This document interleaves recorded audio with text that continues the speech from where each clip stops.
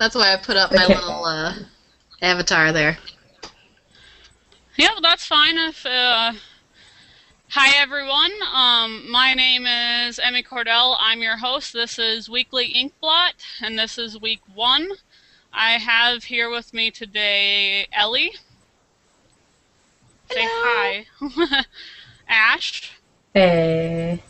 And Olivia, who's hiding behind a cute little face. Hello. A strange bear thing. Which is totally cool, you know.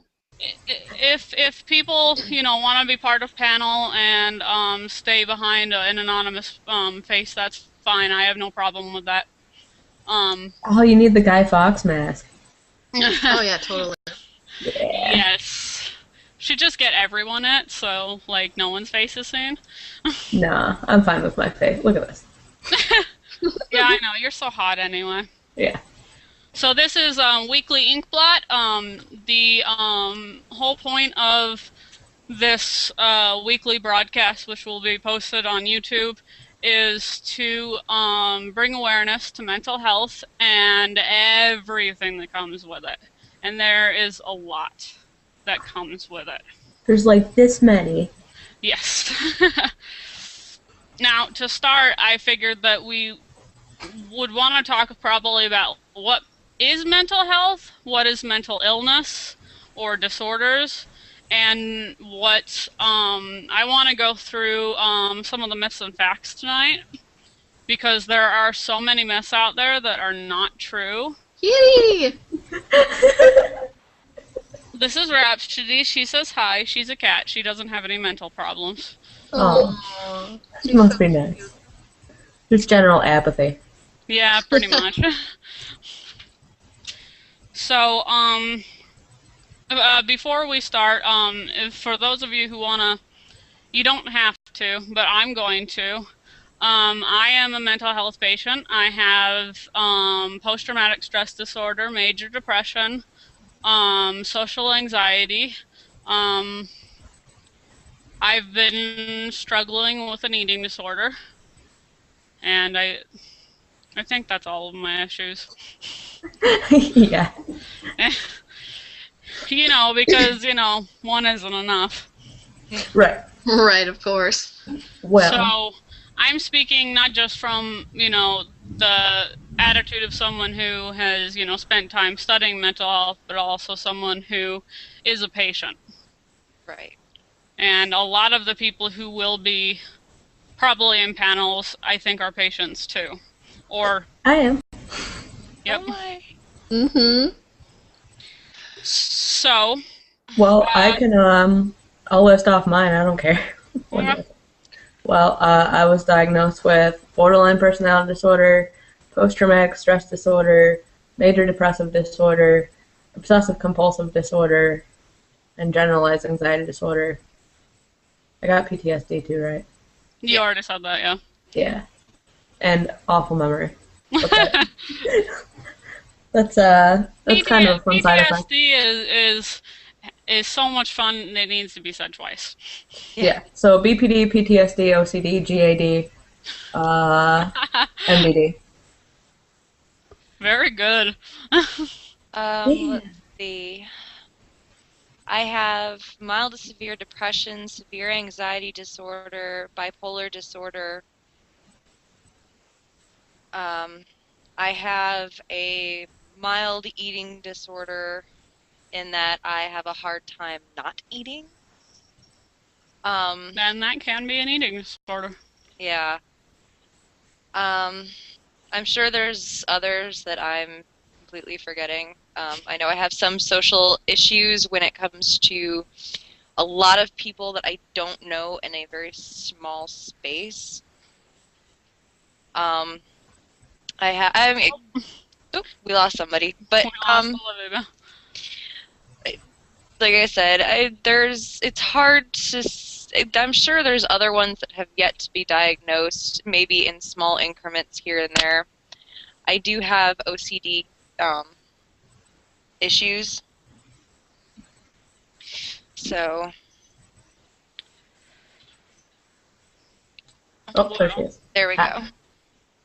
Okay, Um, good. and with my mental illnesses, I don't take any meds for mine. Um, I found for me personally, I would prefer my ups and downs to my feeling nothing at all. But that's just me. And me. Which I do want to say that there are a lot of different ways to combat mental illness, and with medication at least, it's always a battle. It's a game. It is. It's a We call it. battlefield. It's a game of what's gonna work, what's not, and what kind of side effects are you gonna get. So sometimes they The work, sometimes they don't. And it's completely random because you pretty much just you're playing a crapshoot every time you're trying a different method to cope.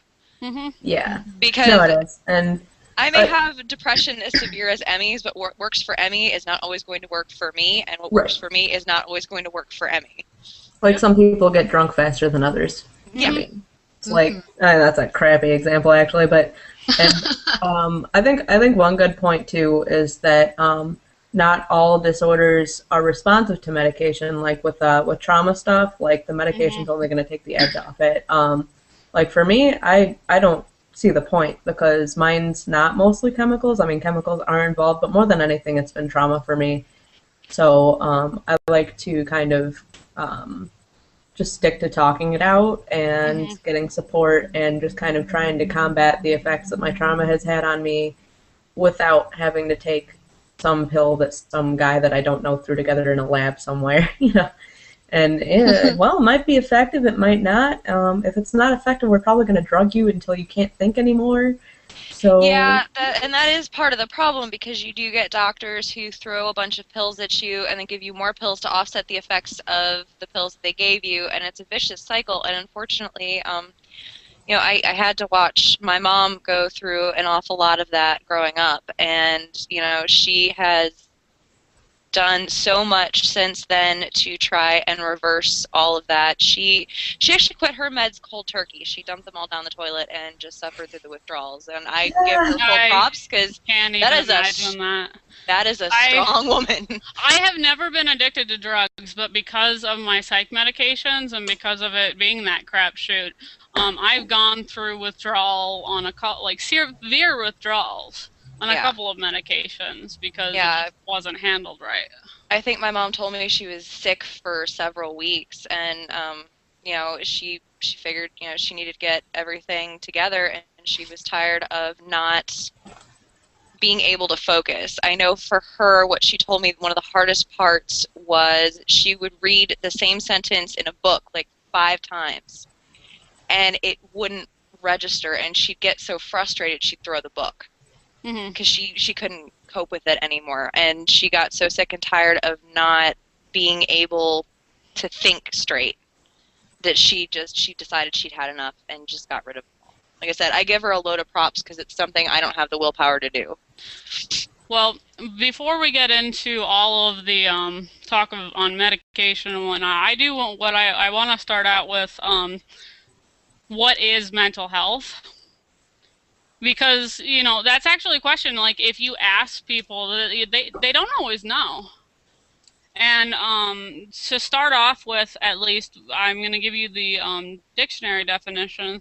It's the condition of being sound mentally and emotionally that is characterized by the absence of mental disorder, such as neurosis or psychosis, although I don't agree with that because I think everyone's just a little bit neurotic.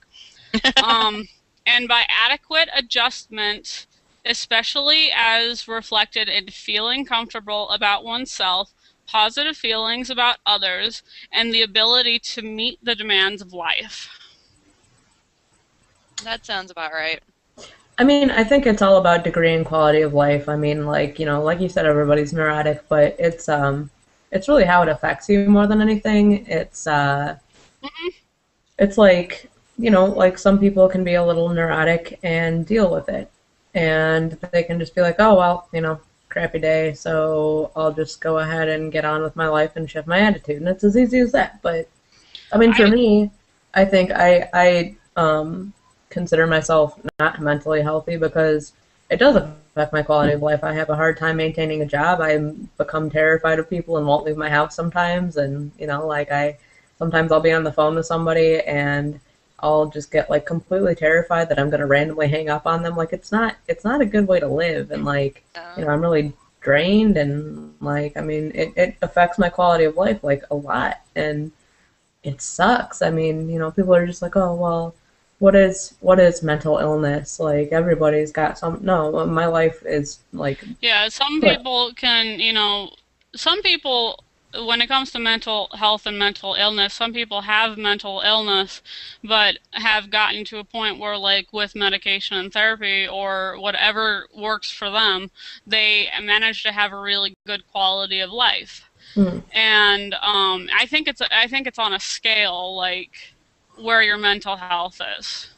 Like, Yes, otherwise you're doing well, or, you know, there's all those in-betweens, and then you're doing, you know, you should be hospitalized. Yeah. Yeah. You know, I have periods when I'm doing really, really well. I have periods when it's really, really difficult, and you know, this year I've had to go through dealing with my sister who has a serious drug addiction problem, and she's going to get help for that now, which is great. But what that has done to, you know, me and like my mother and my stepfather, who all have varying degrees of, you know, depression, anxiety, all of that, has just it made last year a living hell.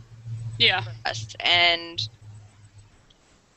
you know, it was really kind of interesting because Emmy actually gets on me pretty regularly about my smoking habits, except after that, Emmy was just like, you know, normally I'd yell at you for smoking. She's like, but if that's what's working to keep you sane, she's like, I really can't blame you for doing it. There's just certain times that quitting vices is just not a good idea. Yeah. And in the middle of something like that, where it's like so stressful on your mental health and you're like freaking out all the time, don't quit. Because and wait until you're even killed, and then I'll get on your ass about smoking again, because I will. Because I don't take medication for any of mine. So for Mom and I, our outlets is really smoking. Mm. You know, there have been several times I would love to crawl into the bottom of a bottle, and the couple of times that it got really bad, this was several years ago. I was going through a really, really bad relationship issue, and I drank with a mixture of pills, and cut up my arm pretty bad, and I wound up getting sent to the psych ward for a couple of hours. But you know, it was something that afterwards I kind of vowed I wouldn't do anymore, as I wouldn't resort to alcohol or medication as a way to cope, because that option for me would be so readily available. It's something that I don't feel comfortable with myself doing. Right. So I just stick with my little smokes for the moment. Yeah.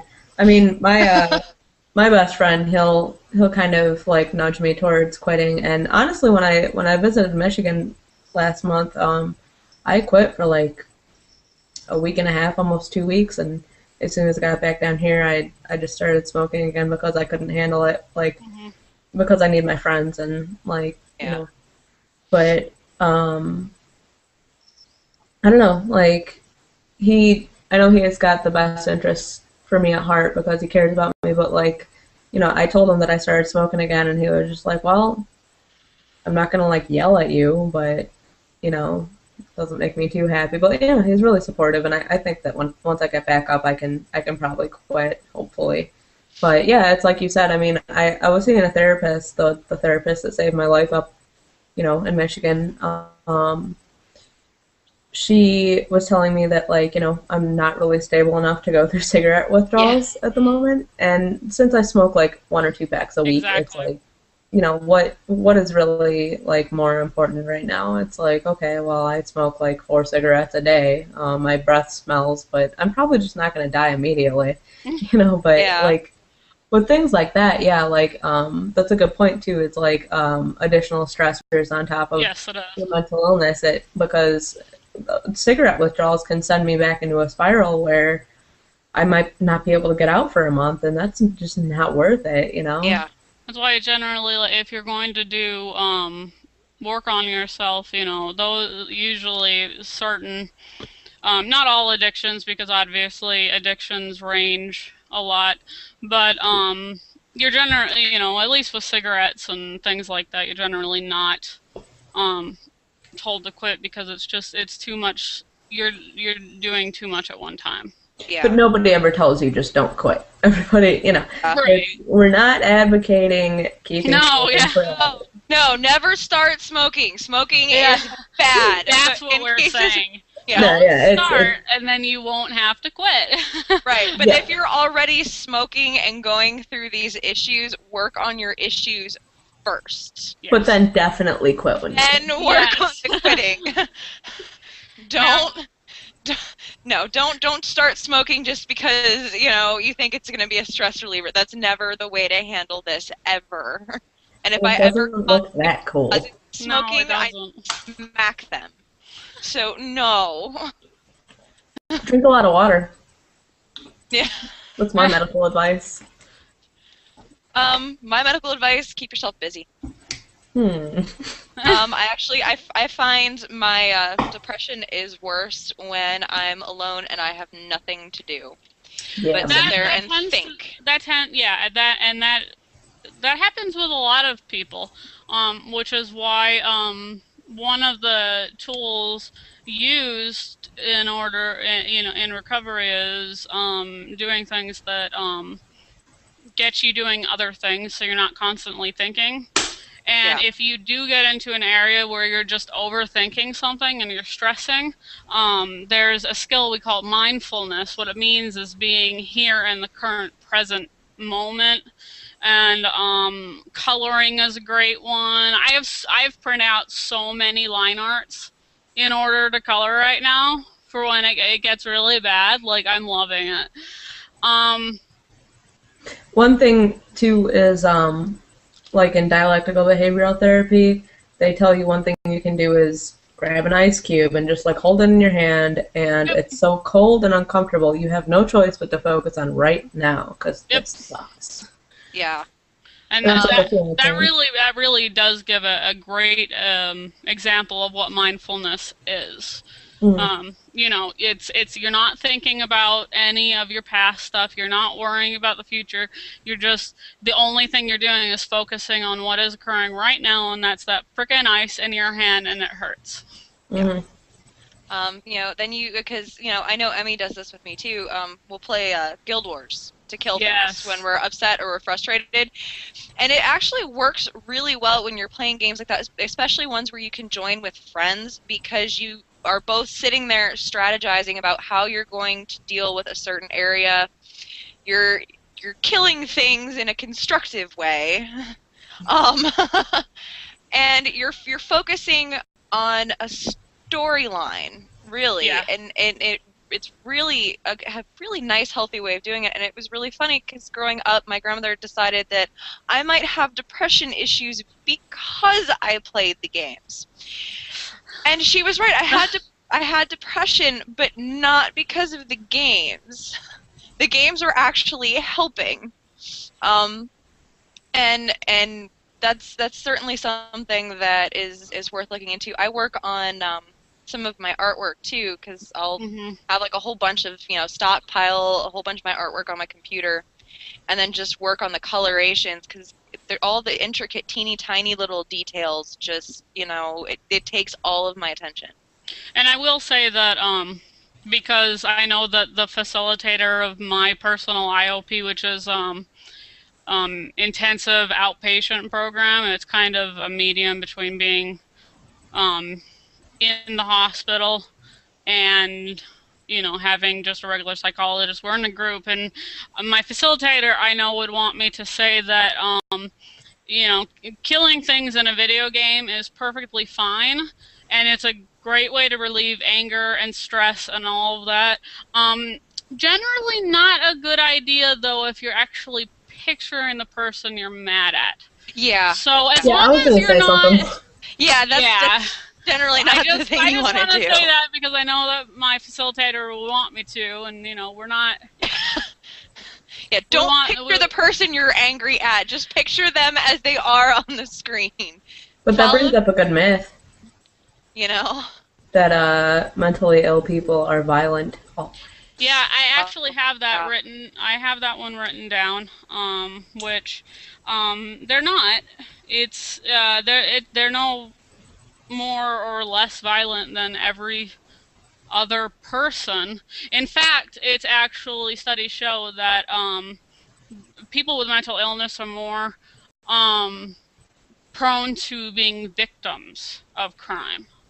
Yeah, I find that they do tend to shy away from conflict oftentimes too, for various reasons. Be it they don't want the conflict. They don't want the possibility of being shut down Or a confrontation.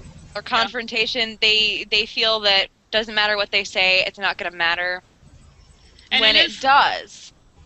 It is something also that predators specifically look for, because I know with me, I tend to look down and then keep, I pay more attention to where I'm walking so that I don't have to deal with looking at people and people looking at me. And predators look for that. Because if they see that, then that gives them like the green light, like, oh, this is a good person to victimize, because they're obviously not going to fight back. Right, they're going to be more submissive. But at the same time, on the same coin, like, coming from the mental health, or coming from our side, like, it's kind of hard to, like, look at, like, the Aurora shooting and the recent shooting in Connecticut. You can't really look at them and say, no, they're not mentally ill at all. Oh, like, no, of course not. And so it's important to say, because, there's going to be commenters that are like, oh... Oh, yeah, definitely. But, I mean, you can't refute that there are some super violent mentally ill people. And in fact, those predators cannot be mentally sound. There's no way. Mentally sound people don't do that. But the myth is that all people with mental illness... Yeah, I am not violent. True. Which is I have shoved some, like, people, like, ex-boyfriends that really pissed me off, but, like, I was mad, and I think anybody would have been mad, and I mean, I'm not very big, so, I mean, I was just, like, expressing anger, but I wasn't going to stab them, like, but one thing that I run into is, like, I'll tell people, oh, I have borderline personality disorder, and they'll literally ask me if I'm going to stab them, like, okay. Yeah. It's like, what kind of fucking question is that? It's not a good one. It's not funny. It's not. I'm not happy to be this way. It's not fun. I'm not trying to be a pain in the ass. It's just, I have this, and it's not an excuse. It's something I have to work on, but please don't ask me if I'm about to stab you, because I might reconsider. Just as a person, because I'm a person with feelings, turns out. Yeah, also, people with mental disorders, we have feelings. Yeah, we do. And how? We're not just shells of people that you can say anything to, because we do get upset. Yeah, and I do think it is important to note that there is a difference between mentally ill and certifiably insane. Actually, now that you bring that up, let me give you... Again, this is a dictionary, not a feeling, just the dictionary. Mental disorder is a mental or bodily condition marked primarily by sufficient disorganization of personality, mind, and emotions to seriously impair the normal psychological functioning of the individual. It's also called mental illness. Now, insanity, and I'm going to give you the legal definition of insanity. It's a mental illness of such a severe nature that a person cannot distinguish fantasy from reality, cannot conduct his or her affairs due to psychosis, or is a subject to uncontrollable impulse behavior. Yeah. Now that's the legal definition, because when when you look at insanity, it is really just a legal thing. Mhm. Yeah. I'm not going to sit here and say that people are insane. I'm not going to sit here and say that people are crazy. Maybe that person in the psych ward who is freaking out and trying to kill someone is extremely sick. Yeah. And needs a lot of help. And that sucks, and they are dangerous. But Not an excuse, though. yeah, it's not an excuse. But I mean, well, what can you do though with a patient that is so detached from reality that, like, whatever delusions, like, say they're having voices, it's not an excuse, but they're not safe. No. I mean, like, I consider it a valid thing. I'm just saying that we're not saying, like... Oh, right, yeah. No. Yeah. We're like, not, there's no making excuses. You are in control of you, and if you're not, then you're not, and there's consequences. Yeah. You can't just, like, what I'm saying is, like, you can't just, like, live your whole life being like, well, I'm mentally ill, so just let me do whatever the hell I want to. Like, that, it doesn't work that way. It would be cool, but... Yeah. No. Granted, it would be awesome because I wouldn't have to do shit, but, the main point is, like, in dialectical behavior therapy, they tell you it is not your fault that you are this way. You are this way because of things that were out of your control, but now it's your responsibility to get yourself... What happened to you was not within your control, but how you react to it is. And that's really, it's kind of a game of figuring that out, finding the balance, and it's like tough. playing Jenga, Yeah, it is. I was thinking about that the other day, actually. Yeah, like, it's like playing Jenga. Yeah. You're pulling out pieces here and there and hoping that the infrastructure does not fall down around you. You're hoping that you can get it to stay up for as long as possible, and right. And basically win the game that is life. There's no winning, we all die. Just telling you. But, yeah, because I was thinking about the other day, and it's like I keep trying to do these things to better my life, and sometimes it doesn't work out, and it's like, oh my god, what if I pull out the piece that makes me all fall down? And I was having an off day. But that's scary, though. It's like, because you have all this responsibility on your shoulders to take all these things that were out of your control and, well, turn it into something good. What? I'm, like, tired of surviving. I want to live. And it's this constant, like, push-pull motion, and I'm just hoping that every push and every pull is going in the right direction. And sometimes it's not, and that's really scary. And it's scary having to admit it because you don't want people to be like, well, you're the crazy one, saw this coming, get the hell out, Yeah. And it's like I have great intentions, and I want so badly to be able to, like, handle myself and stand on my own 2 feet and stuff, but it's just not that easy sometimes, and everybody thinks it is. It's not. Oh, just change your attitude. Well, change your face. Sometimes, depending on what you have, I mean, just depression, just depression, I'm not even talking about any of the other disorders, can be so bad that you sleep all the time, you don't want to get out of bed, there's no motivation to do anything. It's that bad. Mm-hmm. And that's really hard to fight against that. And sometimes you actually feel like you're dying. Yeah. I don't know. It's like, oh my god, I'm pretty sure I'm about to just lay in bed and probably die by tomorrow. Like, really? Like, it, in that essay that I wrote, I compared it to the flu, because seriously, like, when I start a depressive episode, I'll get out of bed and feel like that, and I'm like, yeah, I'm about to start wheezing, like, in any day now. Like, I have the flu, no problem. And then I never stop coughing. It's just that constant, like, feeling sluggish, feeling like I'm carrying 900 pounds on my back. But, if you had the flu, people would be like, oh, okay, take a day, get better and whatnot. You tell them that you have a mental illness. And the biggest ones I've heard are, get over it. Yeah. Just let it go. Or you're crazy, basically. Or it's like, or they'll be like, that's just an attitude. or that's just a I love those mental. people. Yeah.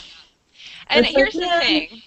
Like, okay, getting over it and moving on, yes, that is something that we need to do. But saying it is a heck of a lot easier than doing it. I don't like to tell people to get over it Right. because getting over things is a process. Yeah, that's what I'm saying. It's a like, process my thing. process on certain things might, like, you know, like, for Ash, it might be like that on certain issues. But for me, it's a crisis. And it's going to take me days, weeks, maybe months to And mine get of those over it. too. Yeah, and We vice just have different versa. triggers. And, you know, so I hate that saying. I hate that phrase. I want to kill that phrase.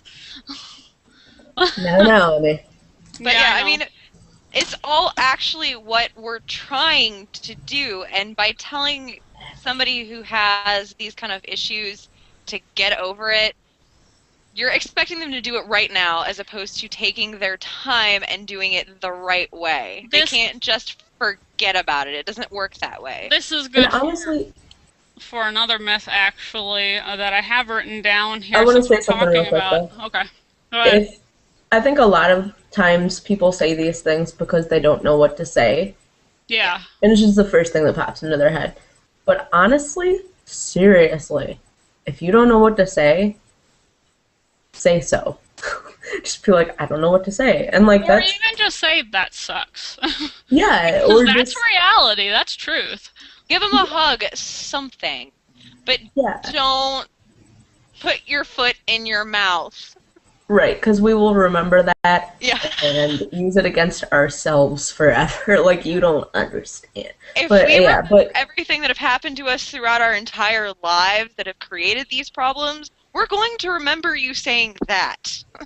Hmm. and then we're gonna blame ourselves. Yeah. But like it's a catch-22. Honestly, I think it's a catch-22 for us and for the people that care about us because they Mhm. want so badly. Like they honestly, like from the bottom of their hearts, they just believe that, hey, if she just snaps out of it, she'll be fine, and I want her to be fine so bad. And I think that Right.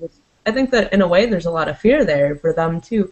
And like that's something that I try to remember when I go to people that I care about and say, look, I'm floundering again, and I'm mindful of the fact that they love me, so that hurts them to see that. Mhm. And like sometimes they say things that they don't necessarily mean. I still get mad, but Yeah. I still try to keep it in mind. And if I do get mad, I will apologize. But I don't know. The people in my life now always tell me not to apologize, which I think is great because I'm sick of apologizing. But like they're right. Like you should have the access to somebody that cares and who will listen, and you shouldn't have to apologize for being sick. No, you shouldn't. And honestly, them saying that to me is changing my life like drastically.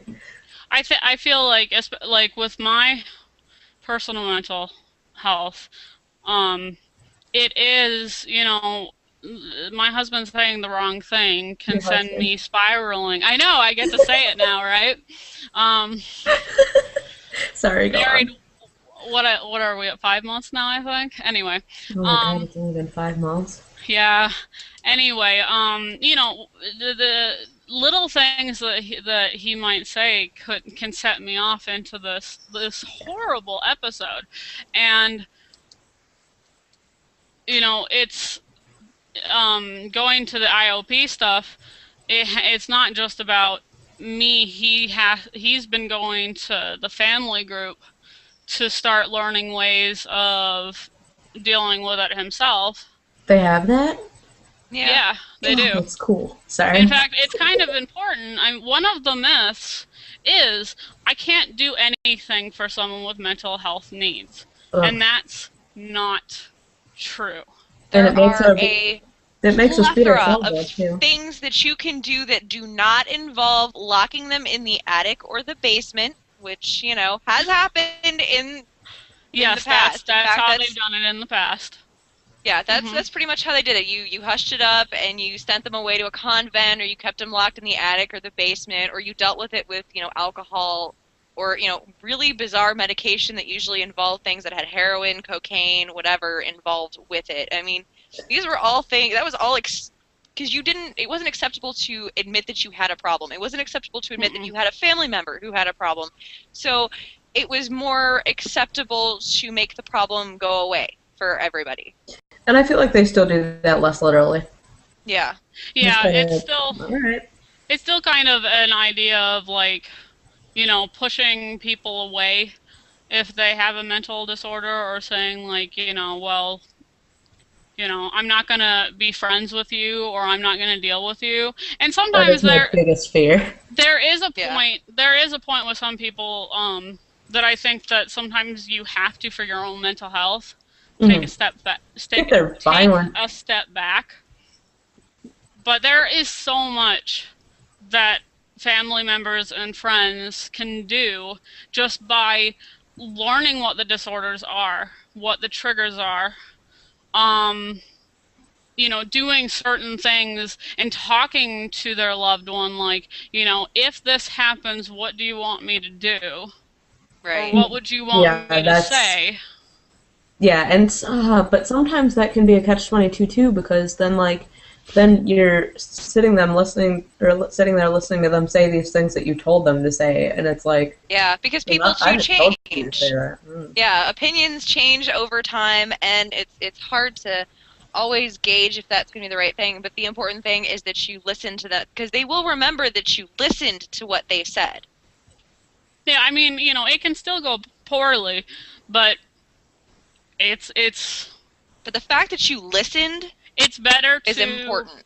to have an idea of how to try to handle it Right.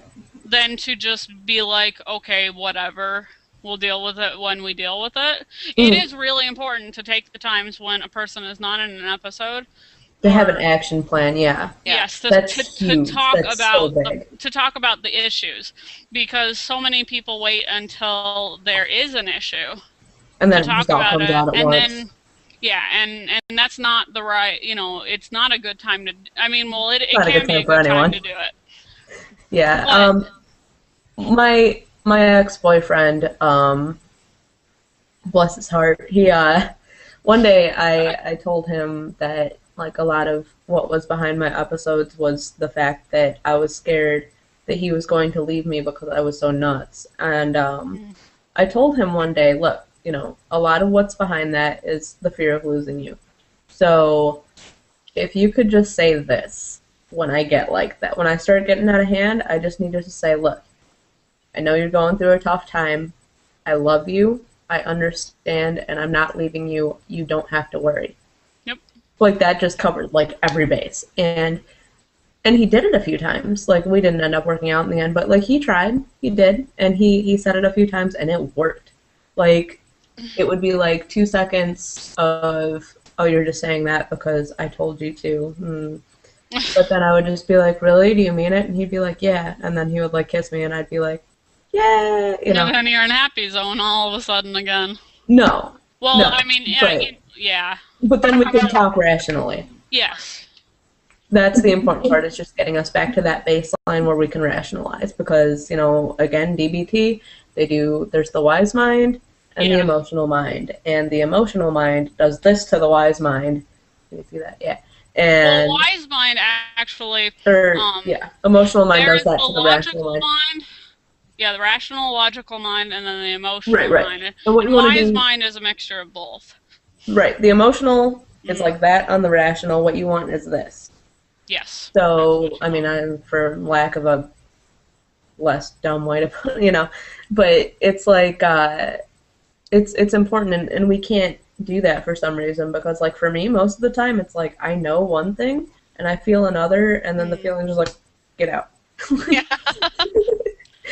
What are you doing? Totally been there. Oh my god, perfect example. The other day, my aunt and uncle went to their old house and to get some stuff, and I got home from hanging out with friends at like 1 in the morning or midnight or something, and they still weren't back, and they had left at like noon. So I walk in and I'm like, they're still not home. I check the garage, they're not in there. I'm like, and you know that feeling. Mm-hmm. And I'm sitting there, but for our viewers, so I'm walking around the house and I'm feeling they're dead. they're never coming back, or they decided Yeah. they hate me and they're just gonna not come back until I move back to Michigan. Like, that's ridiculous. Yeah, it's so But irrational, but you but really at the feel same that way. time, my brain's over here like, But you what know, if? they went somewhere that's like 3 hours away. Yeah. They know people there because they lived there for a while. They're probably having a good time, and they'll be back when, you know, they're adults. They can handle themselves. And thank God I was able to take that and just kind of like, okay, Yeah, because that emotional part's going, what if? What if, what what if, if, what what if, if, what what if, if? what if? And, Yeah. and the logical part's being like, you know, and yeah, but what if? Like, Yeah. But what if? like, Yeah. let's just pretend that It's it's really real. hard to meld those two together. Yeah, Yeah. and that's part of the problem is projecting and going, oh well, this is probably gonna happen. If no, stop projecting. You have to look at the immediate now. Mm, Yeah, what's going on right now? Because if Okay. you start thinking in the head, going, oh my God, if they're dead, what do I yes. do? What do I do? What do I do? What do I do?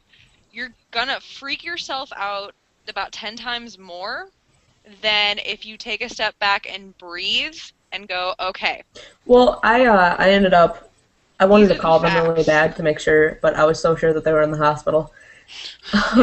But I ended up being able to not call them, but at the same time, it made me spiral in ways that I had been having difficulties with earlier in the week because I've just been coming out of a depressive episode the last couple days. So, like, the last month, I was just, like, spiraling, like, every day, and everybody was having to listen to the same crap every day. And, but, so I was trying to focus on, okay, they'll be home when they get home, and so it started bringing up the other stuff, too. And then Yeah. I had to call my best friend, and he had to listen to me cry and stuff, and I know that's hard on him. But, yeah, it's, yay, my life. Yeah.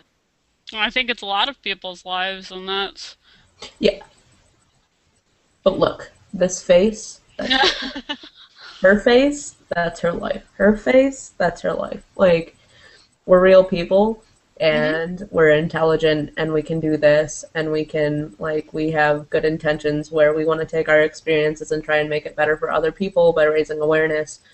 But this is our lives every day, and people see us laughing and partying and carrying on, and they're like, oh, you're fine. And it's like, no, sometimes they're I'm not mad. they're not there in the bad moments, and that's not really something that's easy to catch on camera and show people. So Yeah, I it's mean, humiliating. and I It's think I can speak embarrassing. for an Yeah, awful it lot is. of people when I say that most people that have these kind of disorders, after a certain point of being ignored and brushed off, become very, very adept at hiding the problem. Yeah. They can look like they're partying and they're having a great time. They're doing that because at that point, they don't want to bring everybody else down. They don't want other people worrying or freaking out on them or getting upset with them for ruining their time. So they hide it, and they get very good at this. They really do. we get Sometimes this. you even hide it from yourself. Yeah. Yeah, And we get. you can fool yourself into thinking that you're happy when you're not. I have a pretty good mask of like when I'm going into social situations as to how to look like I'm happy and having a good time when inside it's just like, it's heart wrenching. I feel like the world is imploding on itself and nobody else can see it but me. And then you're And like, I have a superpower, and you guys are all gonna die, and I'll be the one who knows. Delusions, they happen to wonderful people. yeah, Yeah. yes, delusions. Yes, they do. Yeah, and it's funny because, well, it's not funny, but see, I'm fine right now. You're funny though, Ash Ash. is like, It's this okay. shit is hilarious. That's how I haven't killed anyone. I mean, I wouldn't, but that's how I keep from snapping. Really, in all seriousness, I mean, my sense of humor is what keeps me alive, like easily. Like well, you both know that, but Yeah. Yeah. There are so many, like, nurses that work with like my counselors and whatnot that don't like me because I'm always cracking jokes about my own mental health and whatnot. Yeah, I do that too. And it's like, dude, no. If I have to sit here and be completely serious all the time about my mental health before I go into a session where I have to be completely truthful, like I'll Yeah. go and like I will go off the deep end. Like there Mm. will be no bringing me back. Somebody's gonna get hurt, and it's probably gonna be me. I mean, my mom and my stepdad and I were all really adept at just. We found ourselves ripping it on my sister through some of this and just laughing hysterically because if you don't laugh, Yeah. you're gonna cry, and it's You're gonna really the die. only thing that kept us from just obliterating ourselves was being able to look at some of the stupid things that she's done and or said and sit there and laugh. Right, and it's like Just laugh about it because addiction itself isn't funny. Your No. your loved ones going through these problems isn't funny, but you have to find humor in it. You have to. I mean, one of the biggest jokes for us was before my sister had these addictions problems. My friend Josh and I threw her a 21st birthday based on Alice in Wonderland, right before the addiction. And the joke is she just sort of went with it, and the party never stopped. And in some ways that makes us really sad, and other ways it makes us really happy. And it kind of depends on the mindset. My Aunt Kay has actually been really helpful through a lot of these because she's been through this, and she's great at bringing a little bit of laughter and joy to some more solemn, somber occasions. yeah, and that's what I try to be, and that's why Emmy had me as a bridesmaid. Oh, her wedding was a solemn, somber occasion. That's nice. Yes, It it what? was. My What? wedding was a solemn, somber occasion. No, for when you got stressed So we out needed. because- So Hey, Emmy, shh, it's not that bad. No, no. The funny thing that I was gonna say earlier, I forgot because we started talking about humor, and I love it.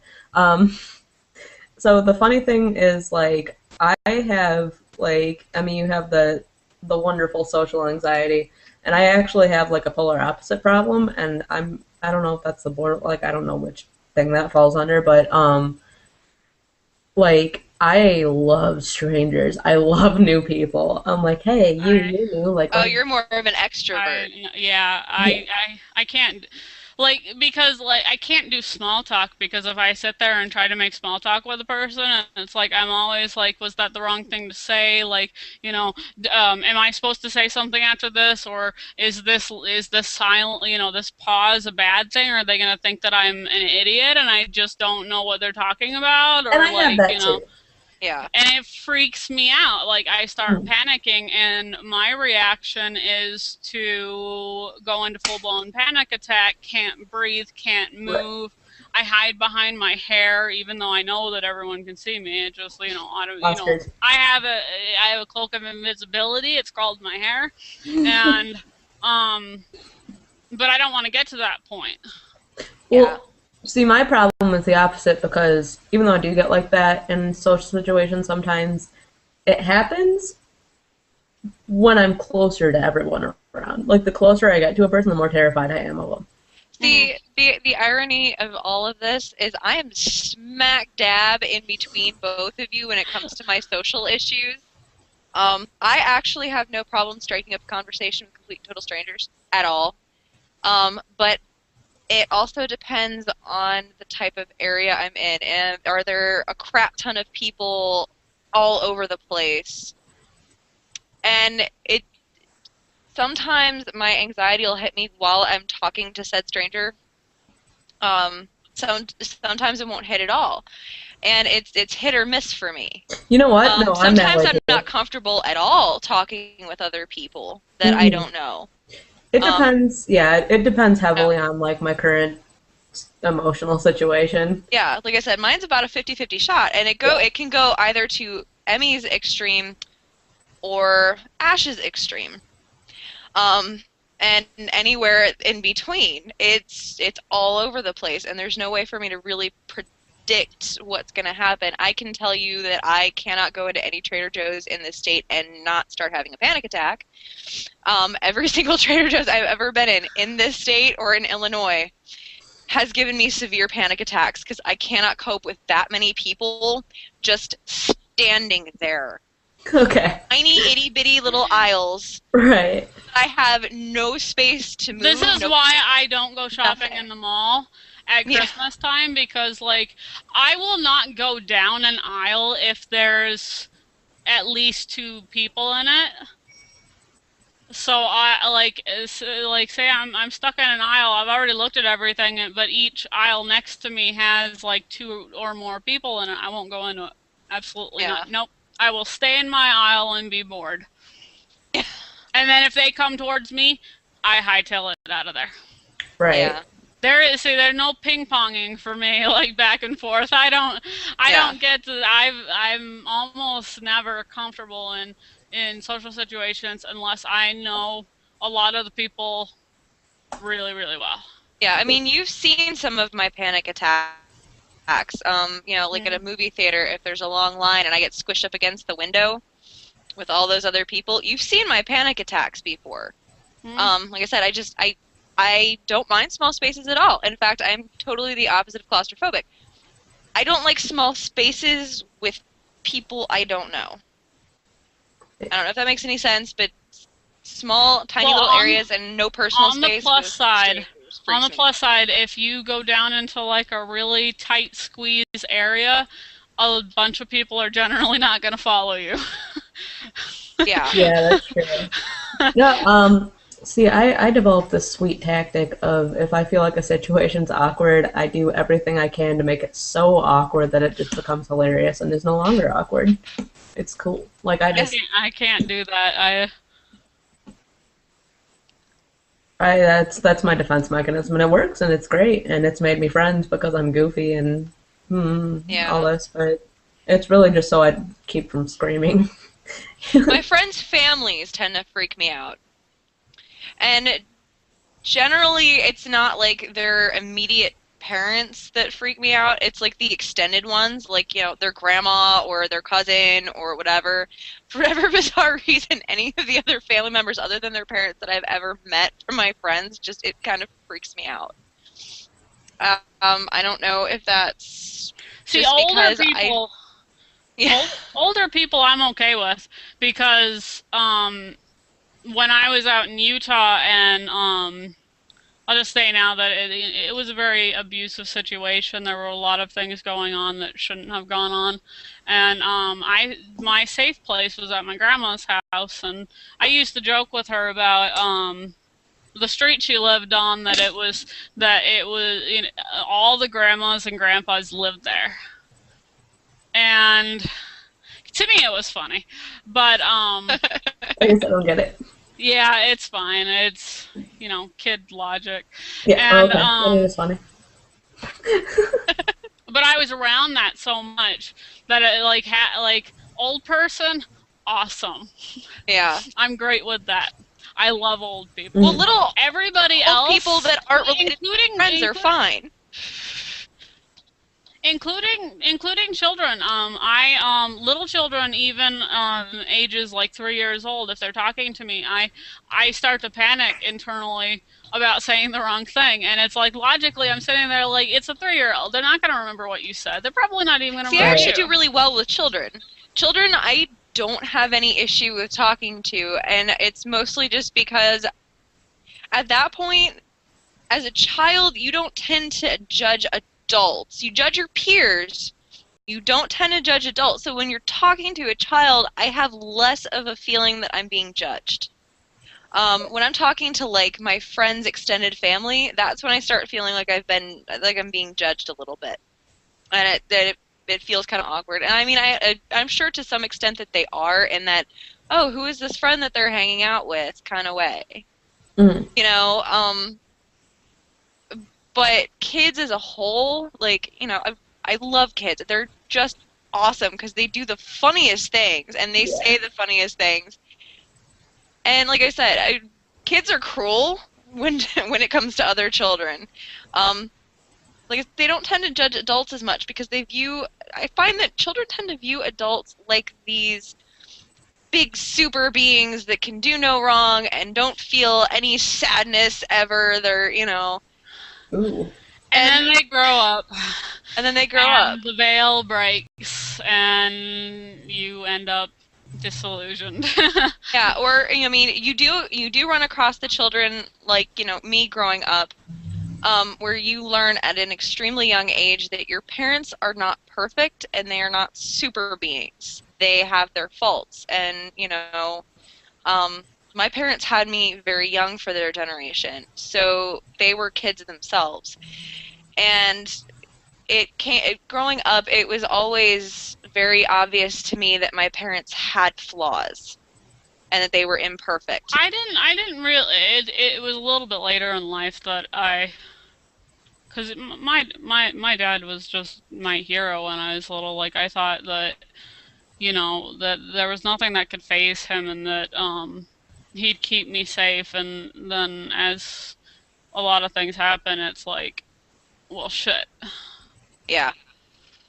That's a hard realization to come to, is realizing, the great and powerful Wizard of Oz is this flawed, Yep. tiny little old man. And that's actually the best way, I think, Yep.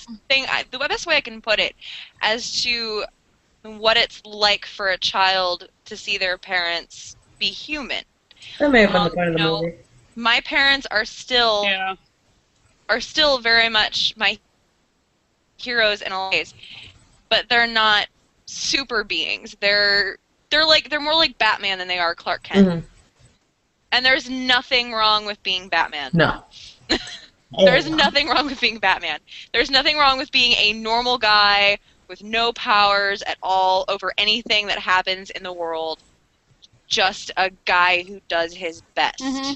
There is no problem with that at all. And a lot of kids, I think, have a lot of issues coming to terms with that with their own parents. Of, you did this wrong with me growing up, you did this wrong. And parents, I think, get on the offensive an awful lot.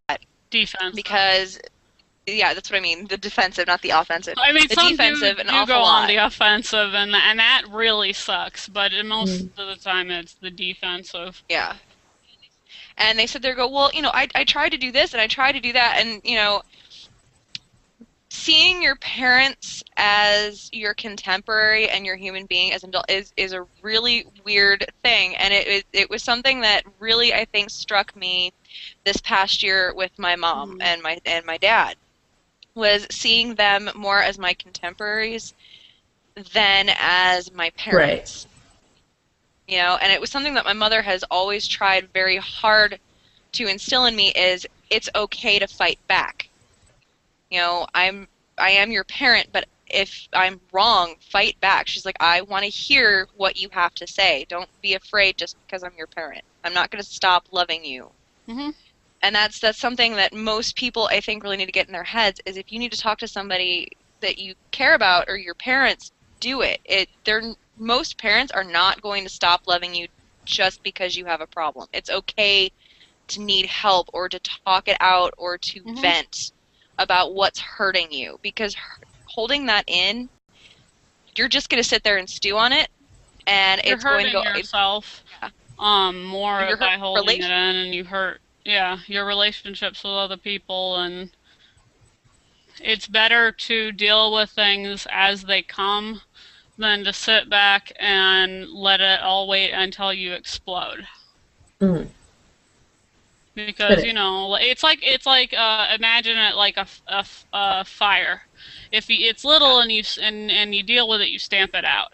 Yeah, you can manage it. But then, if you keep ignoring it, soon it's a full forest fire. And how do you extinguish that?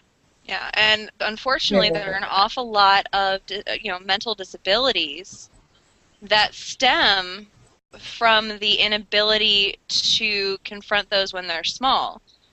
You have a problem when you're in your teens, you're going through a lot of hormonal issues, and you don't deal with it when it's small. You deal with it as an adult, and by then, there has been so much damage done that it's almost impossible to fix. And that's really, I think, the worst way to handle it. You know, if I get anymore, if my mom and I have an issue anymore with each other, we yell at each other, and yeah, it's never a pleasant thing to yell with somebody that you're, you know, related to, that you love, whatever. It's never pleasant. But that brief fire goes out, and you can both breathe and go, okay, well, when you said this, it made me feel, and I'm sorry.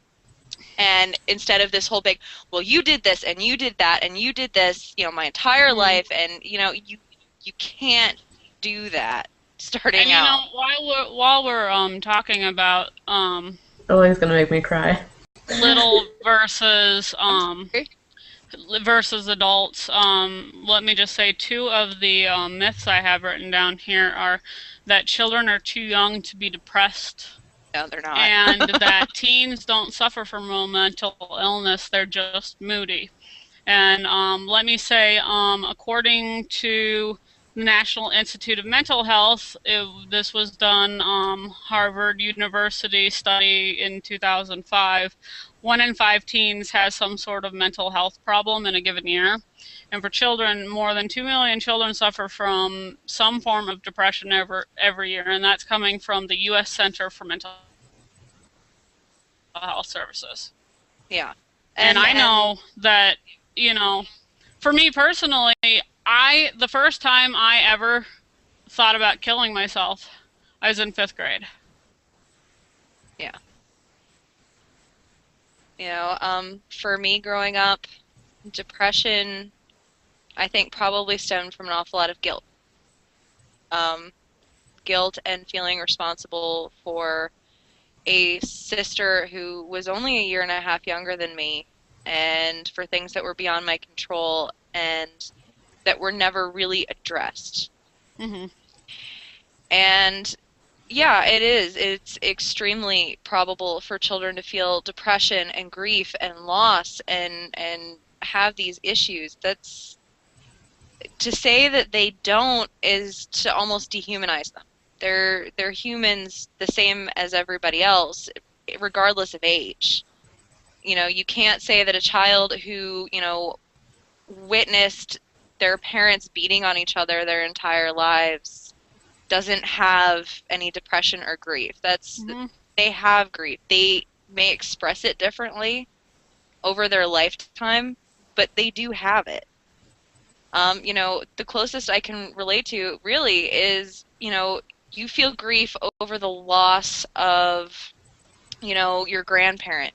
Well, so do they. And if they have a mental illness, that grief never goes away. They feel that kind of grief and that kind of depression their entire lives. And by saying, oh, it's just a phase, it'll pass, you're basically doing the same thing as saying, oh, get over it. Kind of, yeah.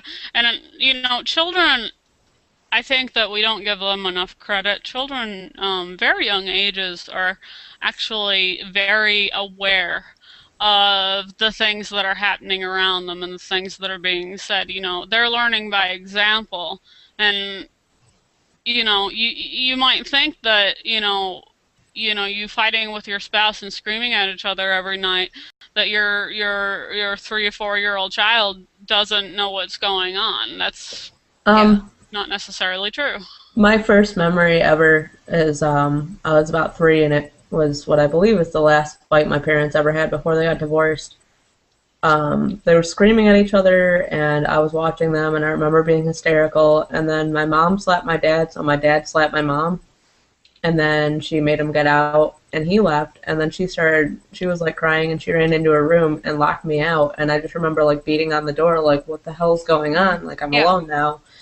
And it was really interesting because, well, her friend ended up coming over, and I was like, oh, good, somebody to take care of me. And then her friend just went in her room, and they locked the door and dealt with it. And, you know, I was telling this to my therapist last year, and she said, you know, what were your thoughts and feelings at the time? And I don't know, I was 3. Like, I don't remember that far back. And she was like, well, what would you think that your thoughts and feelings, you know, probably were? And she said, and I said, I was probably like, what's going on and why isn't anyone taking care of me? Hmm. And then when I said that, it hit me like a ton of bricks that I still feel that way. Like, I constantly just feel like, what's going on? How come no one has taken care of me? Like, I'm terrified. Like, I'm all alone and all the shit's going on, and I'm just like, please, somebody just come My comfort me and tell me it's okay. That's all I want ever. my Yeah. youngest memory was I was 3 years old. Just on maybe just near becoming 4 years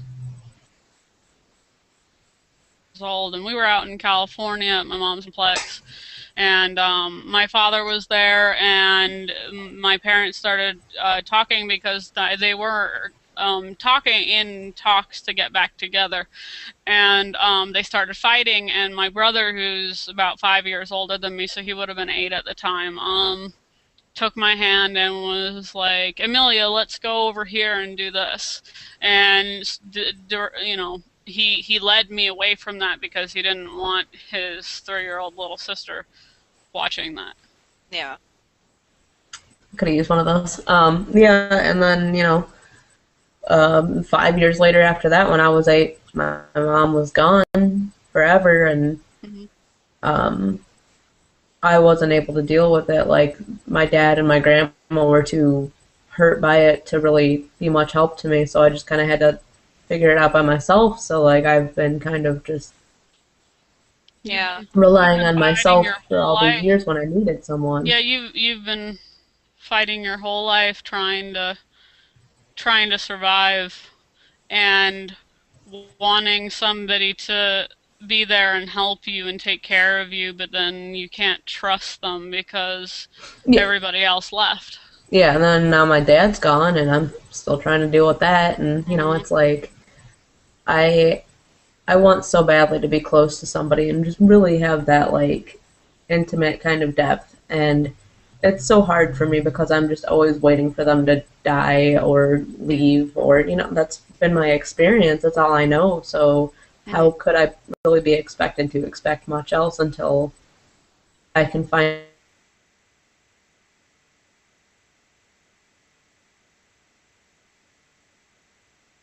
a way to Yeah. Yeah. and I'm trying to be accepted. I'm trying to be loved and it's scary, but I'm giving it my all and I'm nowhere near giving up and I think that's the most important part is don't give up. Yeah. Yeah. Because, I mean, I feel like if I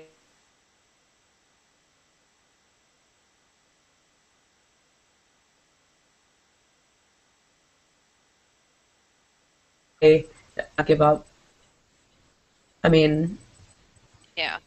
Yeah. You know, anybody can. Just don't the give up. the best way I can put it really is, you know, what you go through shapes and defines you Hmm. for the rest of your life. You wouldn't be who you are without surviving all of those things. And people go, "Well, I wish I could go back and change this." Well, yeah, that's great.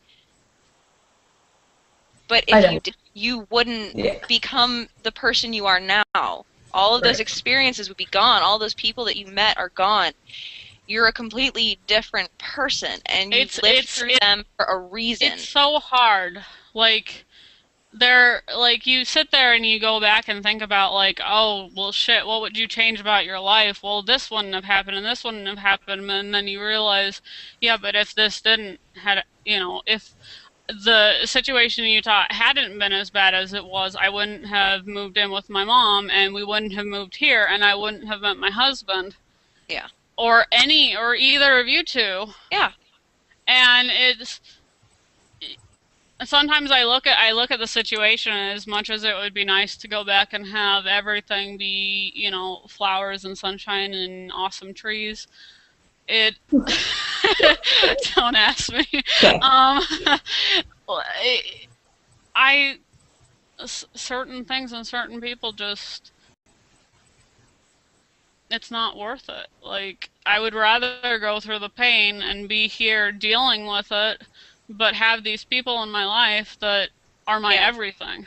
Right. I have so many wonderful friends. I've got Ash and Emmy. I've got, Scott and Angela and Pinky and Simon, I've got so many friends I wouldn't exchange for anything in the world.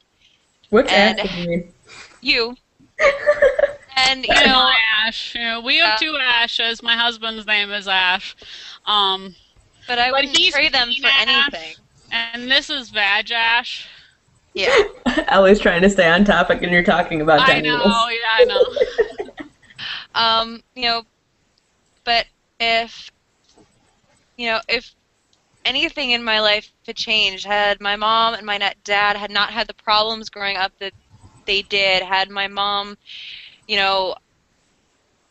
kicked my dad out instead of leaving, all of that, I wouldn't have any of those people that I hold so near and dear to me. Right. These are all people that I would gladly, give my life for, drop everything in a heartbeat. And, if they needed me to, I'd get on the phone, I'd drive, whatever it took to be there for them because they've meant so much to me. And the important thing a lot of to my sanity. Right. Yeah. And it's important to note that it's all about the journey. And that's all been part of our journeys, and we're not at the end. When we get to the end, we're going to die, and it's not going to matter what our journey was. Well, maybe it will. But, anyway, my point is, this is all, it's making us so much stronger, and it's worth it. So, I don't know. What doesn't kill us makes us stronger. It's. So, in the end, ladies. Yeah. And let me say that with the idea of, our journeys and where we'll end in the end, I do want to talk about suicide. Yeah. Because it does happen a lot. I don't think we broadcast it near as much, just how prevalent it is. One of the big myths in mental health, and this is all over the place. Talk about suicide as an idle threat that need not be taken seriously. Oh, dear The God. reality is that suicide is the 3rd leading cause of death among high school students and the 2nd leading cause of death in college students. And this was put out by the Jed Foundation. And it's in mental health, suicide is a very real possibility for a lot of people. Yeah. Multiple ages, as I said, 5th grade, I said on the bus that I was going to take a gun and shoot myself. I understood in 5th grade what that meant. What that meant, yeah. That was the end, that was it. And I have struggled with that. I have 2 suicide attempts under my belt. One that almost very successfully killed me. Had we been 20 minutes later into the ER, that's it. That would have been it. And I have been struggling recently with suicidal thoughts. Yeah. I've had to call 911 at least 3 times for people. I had an ex-boyfriend who threatened suicide, and because at the time he was also a cutter, and that possibility for him was very real. That, and it was just because we had just broken up, and he was throwing these threats around. At which point I called 911, and his mother got furious at me, called our house and complained. My grandmother, God bless her, basically told her, I don't ever want you contacting my granddaughter again. She saved your kid's life. And it got me so upset. My mother wound up calling her and yelling. But I also had a friend of mine in high school who shall remain nameless. But she's going through she's going through a lot of hard times. And she called me, and she said, well, you've been a really good friend. I thought you deserved a goodbye. And I was out driving right near her house, thank God. because had I not been, because when I got there, I called 911. I waited in the driveway for them to get there, and we they managed to get there. There were people home, which is what floored me. I think it was probably her cousins. It's really what floored me, I think, the most was that she was going through all of this and not one of them had a clue. When we got upstairs to find her, she was passed on. She had taken over 200 pills. Holy shit. And she was almost gone by the time we got up there. And they had me talking to her, trying to keep her talking while they got her up. And she wouldn't talk to me for like 2 months afterwards. She was so angry with me. That happens a lot too. Yeah. I had a friend out in Utah who, when I was already out here in Ohio, she made a suicide threat, and I knew where she lived, so I called the Utah police and sent them there, and she was pissed afterwards, and it hurt like hell. It was such a horrible experience to go through. Thinking that they're gonna die and then having them, sending you these horrible emails about how you're a disgusting person and how dare you and everything. But, I would much rather have an angry friend than a dead friend. Yeah. My friend actually flatlined while they were trying to pump her stomach. She flatlined, and I almost lost her. And yeah, she didn't talk to me for like 2 months afterwards. And eventually she wound up sitting down with me and was talking to me and going, you know what? She's like, I understand why you did what you did. She's like, I'm not mad at you. She's like, I wanted it so badly to be over. Mm-hmm. And you kind of ruined that. And I guess I was just mad that I didn't succeed. And I was just, the whole scene, and it's a horrible thing to know that your friend or your loved one would feel so alone that is the only option for them. Mm-hmm. That is it's a horrible thing to witness. And coming across that, I mean, having to talk to your overdosed friend while they're slipping away in your hands. No. Is a terrifying, terrifying thing, and it should never have gotten to that point to begin with. Suicide's a hard thing, It's a thing of loneliness. You feel so alone, and when you are thinking of other people, you're sitting there you really truly believe that everyone would be better off if you were gone. Like, you don't think about what is going to happen to those people.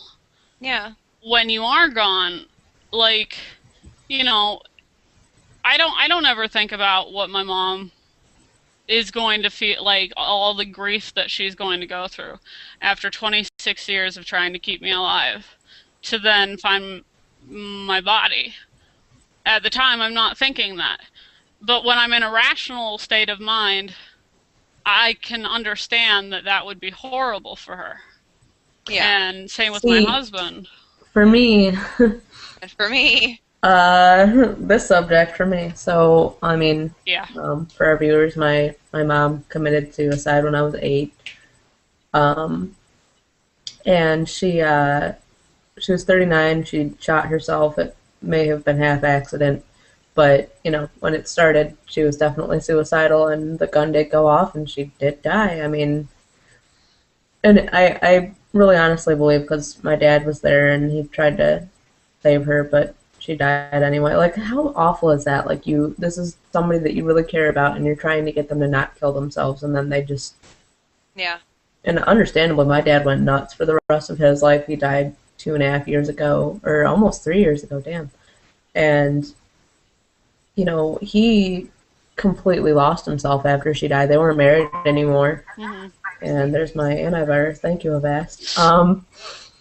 But, he lost it. He completely, like, the man that I knew before she died, they both died that night. It's just that his body lived on another 15 years. And with that grief every day, like, and a month before he died, he told me that every time he closed his eyes, he just saw the way that she looked after the gun went off.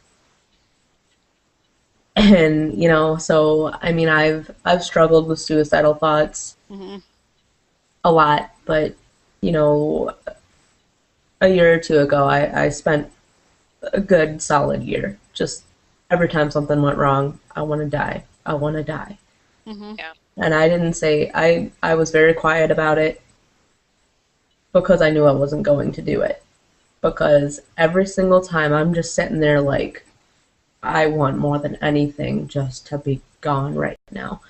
But every time I thought about ways that I would do it, I thought it through to how everyone would feel. And I think for me, being a person that A, I was left behind by my mom Mhm.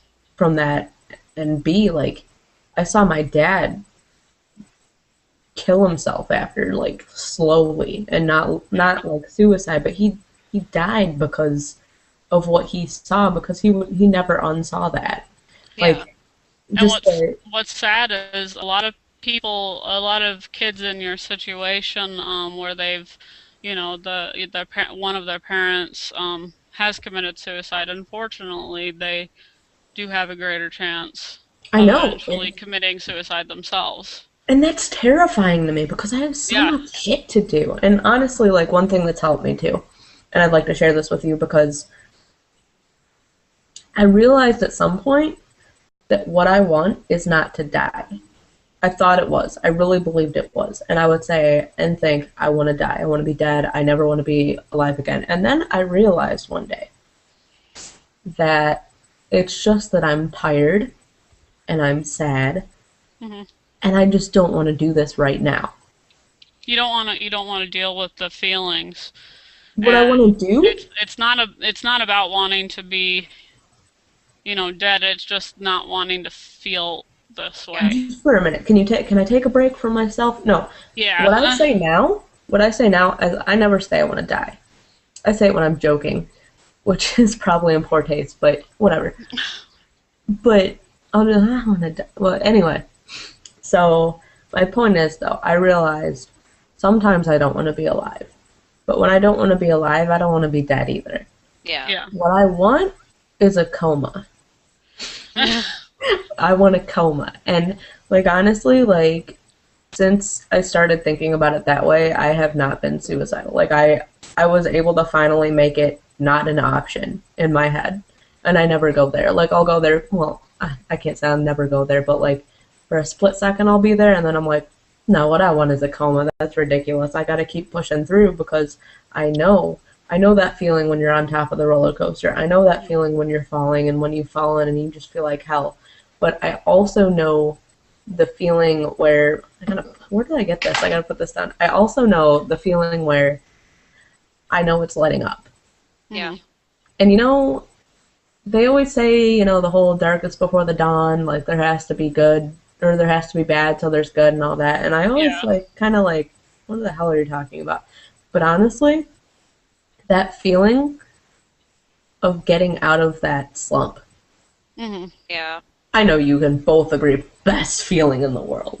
Yeah. Like, I could Yeah. be given $1 million and the hottest, most wonderful man in the entire world, and it wouldn't feel as good as, oh, it's over. I'm back. Yeah.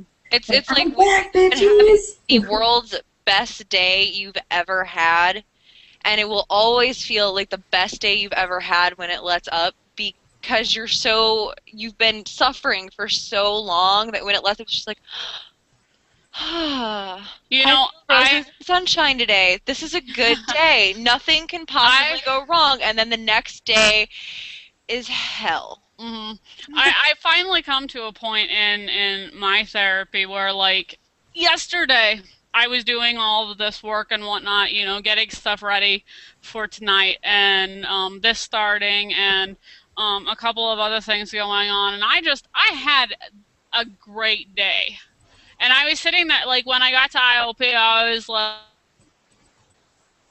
like, you know, fuck, like, this was a, and tomorrow it could be shitty. There's a lot of things that could go wrong. But right now, right here, I'm This is happy. it, guys. And it's like, I think that if I get to a point where I can keep reminding myself of moments like that, then there is a chance for me to live a happy life. Dude, just watch this. Yeah, I mean, Yeah. yesterday for me was one of those really oddball days. I swear to God, yesterday was like messed up Murphy's Law day. I had car issues. My car wouldn't start. I had to get jump started just to get to work. Hmm. I had to get jump started to get to the car repair place, which had told me that I may have to wait a while before they even address my car. There was supposed to be snow. I wouldn't have been able to get my paycheck handled. There were like so many things that were just rapidly going horribly, horribly wrong yesterday, and somehow every worst case scenario managed to go to best case scenario every single time. Like, I got my car jump started. It lasted all the way to work. I got my car jump started. Not only did I do that, I managed to get a hold of my grandparents who were going to originally place my light, but, and I told them I would rather have the battery The replaced. battery's a little more important than the headlight. Not only are they doing that for me, they're still getting my headlight replaced because it was cheap enough that it could handle it. The car repair place was able to get me in that day, despite the fact that they told me I may have to wait a while. Um, I got to the car repair place. They got me in almost immediately. They gave me a discount. It was in and out, no problem. My grandfather was able to pay over the phone. I still had time to go handle my paycheck, get my errands done, and get home. And there was no snow. And I swear to God, it was like miracle day. Like, because every day of this year has been progressively worse until that point. And it was like the universe is like, oh, I'm sorry, we made a mistake. We weren't supposed to screw over all of your days. Here, I'm going to give you a little redeemable coupon. And I'm sitting there, by the end of the day, I'm sitting there going, okay, today's not bad. It's not as bad as I thought it was going to be. It was actually really nice. And by the end of the day, I was like in happy sunshine la la land.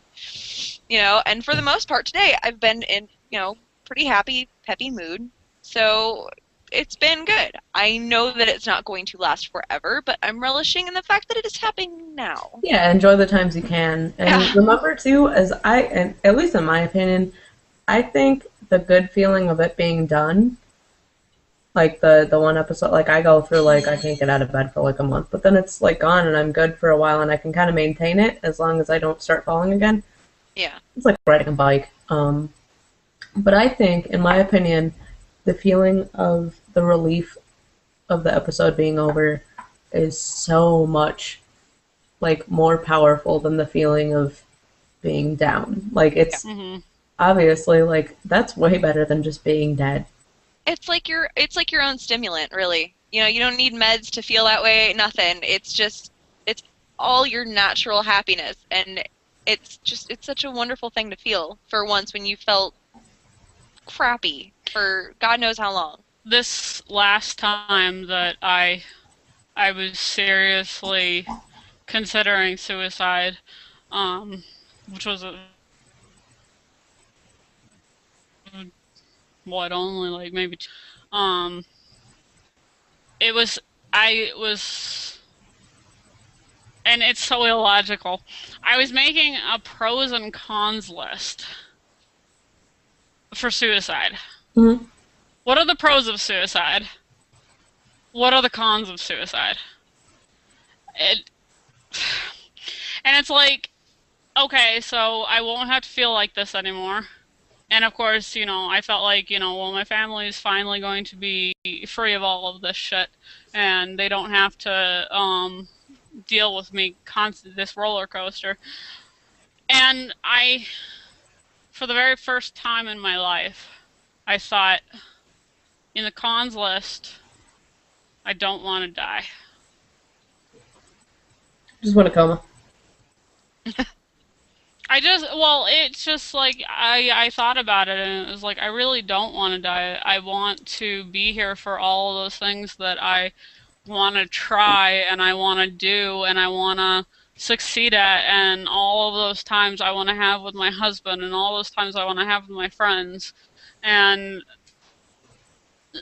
like getting to that point was a long hard battle, but it's I don't know. I feel like there's a switch beginning to happen. Like, that moment and being able to say that, like, I can't go, there's no going back. Hmm. I've now admitted to myself, I don't want to die. So, what is mental health Mental health, to you, to Emmy? me, mental health is living life and being happy in the things that you have and being able to handle the stressors and deal with them and but not letting the roller coaster take you down, and that's where mental illness that mental illness is that roller coaster. But I want to be on the mental health roller coaster, which goes up Yeah. and doesn't, go straight down into like, fire and Doom and death and destruction. The best right. part. No. Okay, Elliot, what is mental health to you? Mental health to me is the ability to hope. Um, Things don't always go right. Rarely do they ever go completely right. But if you have the ability to hope for something better and you keep working towards that hope, there's always that chance that remains that something good is going to happen. And it's that loss of hope, I think, that is what causes mental illness.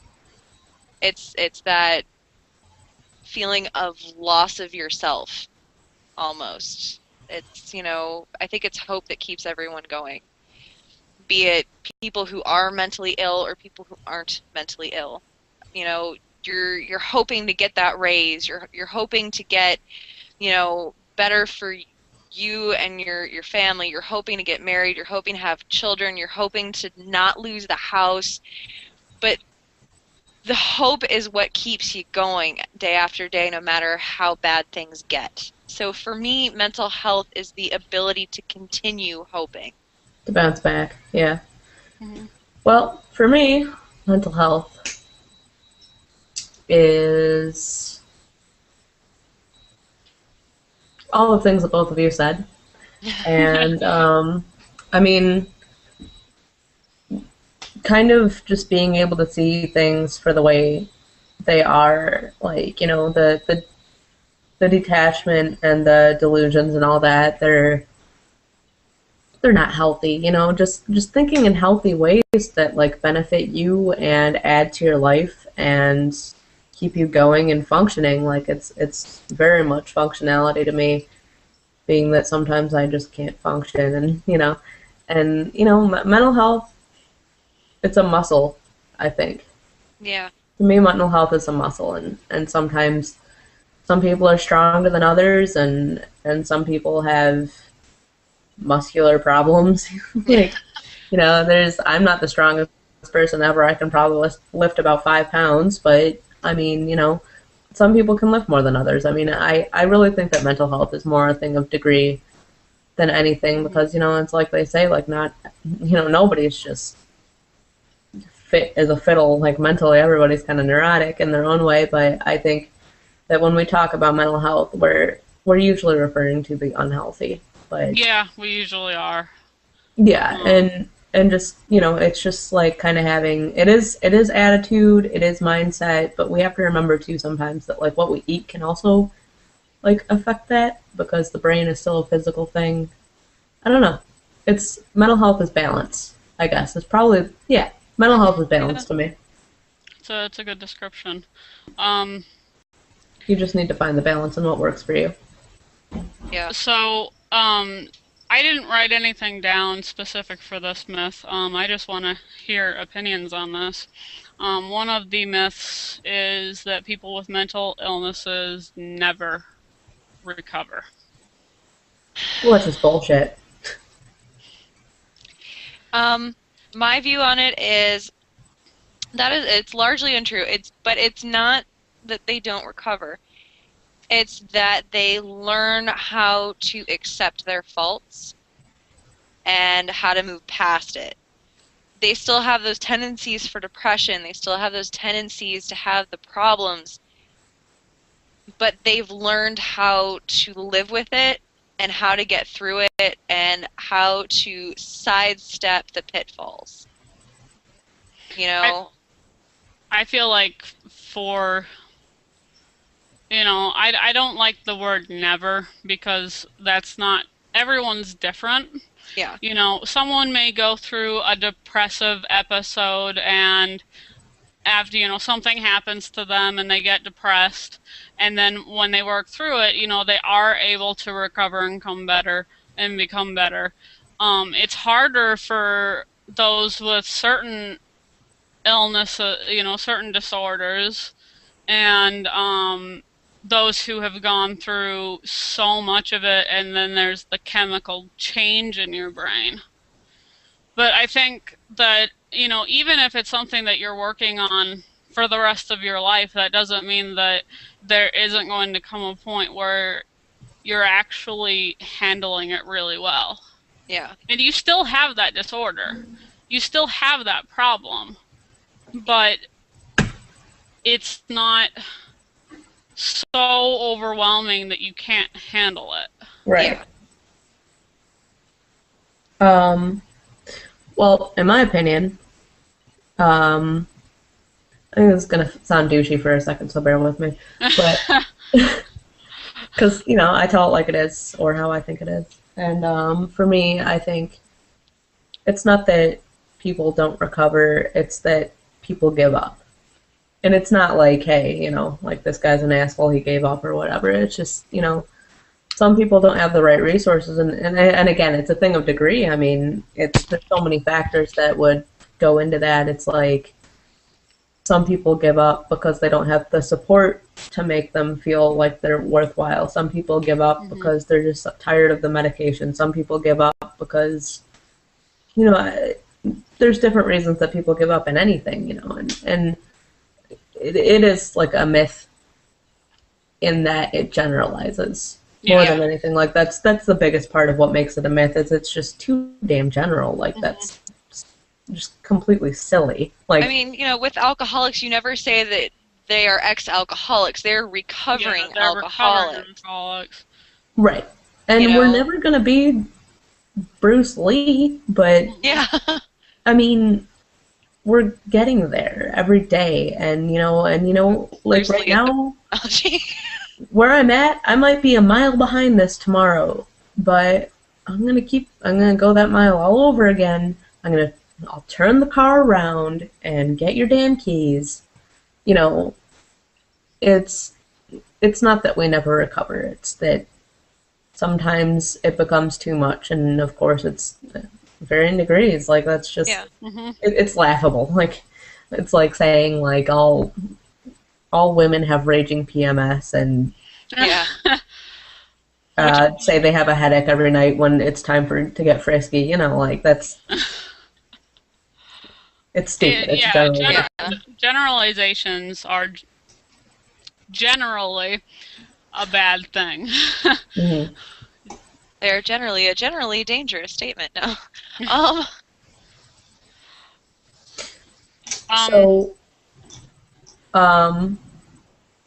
It's been 2 hours almost. You're getting bored? No, I'm kidding. No, I'm thinking of our viewers. Yeah, no, I understand. I agree. There are two myths I wanna grab real fast, and Mhm. then we will end for the night. And I don't have a specific idea for a topic for next week, but I will figure it out this week. So do not Yeah, despair.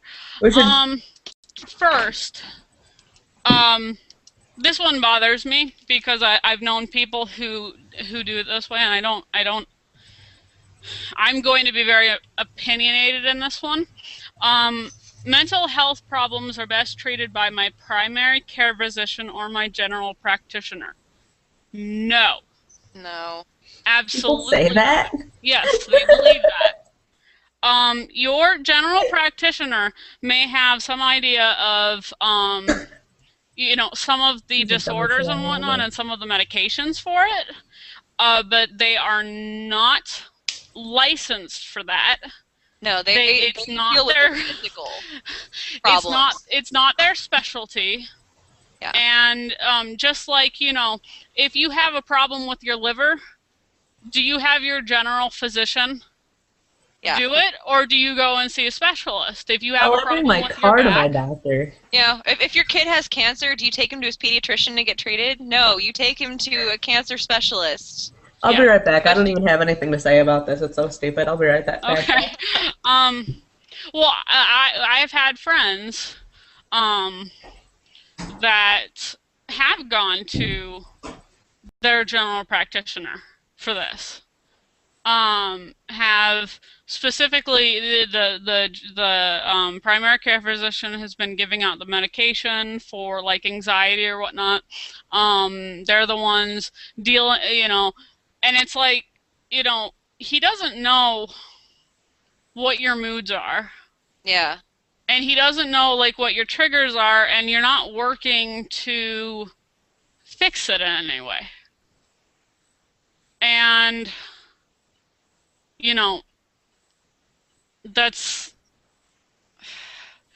it. Just I can't believe that people think that that's the way to go. Yeah, because that's really the worst way to go about that. I mean, don't get me wrong. I love my general practitioner. He's amazing. Yeah. He is an awesome doctor, a great guy. He knows his shit. But even he would tell you, you Yeah. know, go and see a specialist. Yeah, back when right before they put me on the meds, and this was like back in 2006, 2007. I was seeing a counselor for a while, and it was her who suggested that perhaps medication might be a good idea. Now, because she is a counselor and not an actual psychiatrist or a therapist, that Mm, was not something that she could prescribe. So she wound up referring me to one of the other doctors in there who could and who dealt with these things exclusively to monitor this kind of thing. Now, I didn't keep up with my meds. I didn't. It just wasn't for me. But um, she that was her job, was addressing these problems and going through the tests of, the anxiety test for one, of how anxious are you when this happens on a scale from 1 to 10, and mm, evaluating these problems and figuring out, okay, well, if you have severe anxiety disorder, perhaps fluoxetine is a good idea, and let's start that off small to see how that reacts with you. mm-hmm. That's their job. You Your don't. specialist is, a specialist, the psychiatrists and the counselors are going to know about new treatments a lot sooner than your general practitioner will, too. Yeah. The general practitioner, again, they know generalizations Hmm. because they have to learn about these things. They do have to learn signs of, possible suicidal tendencies, because they do wind up treating these an awful lot. But they But generally send you off to the next yeah, step afterwards. yeah, they treat the physical problems. They are not equipped to deal with your mental problems. Right, and that's why it's That's just their so job. incredibly stupid to me. I mean, Yeah. I Yeah, don't mean to invalidate anyone, but at the same time, like, it's a specialist thing. Like, Yeah. if your doctor says anything, it should be, hey, here's the number to a psychiatrist. yeah. Hmm. And Okay. the last thing I wanted to touch on, and this is actually we're gonna go much more into this, as we go on, like its own episode, maybe even a couple of them. Um, Therapy and self help are a waste of time. What is the point when you can just take a pill? Yeah, that whole mentality of just throw a pill at it and it goes away, that bothers me so much. My personal view is if you're taking the medication, you need to see a therapist. That medication is not a fix-it-all. Much Mhm. like an alcoholic, the problem still exists. Okay? It doesn't get rid of the problem. That is a stopgap measure to give you time to focus on dealing with your issues. That is not meant for a long-term use unless you have like a severe mental disorder such as like multiple personality disorder, things Dissociative that identity. yeah, Sorry, things that drives me that nuts.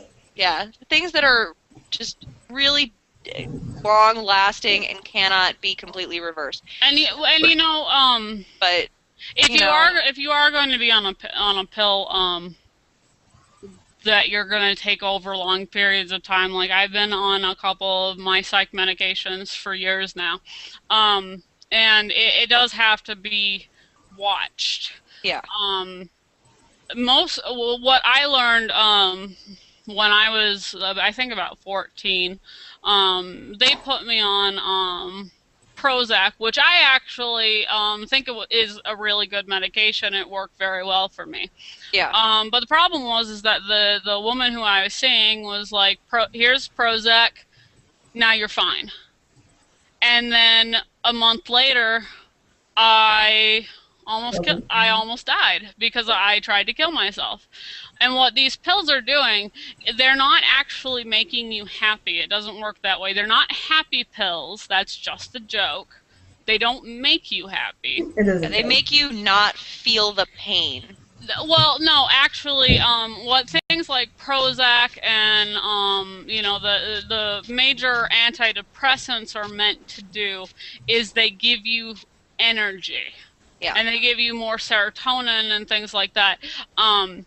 But the problem is that people who are suicidal, who most a lot of people with suicidal thoughts are usually that they don't have the energy to act on it, yeah, and then they get on a medication and it has to be monitored because it is so easy for them to get that energy and then finally do it, and it happens a lot.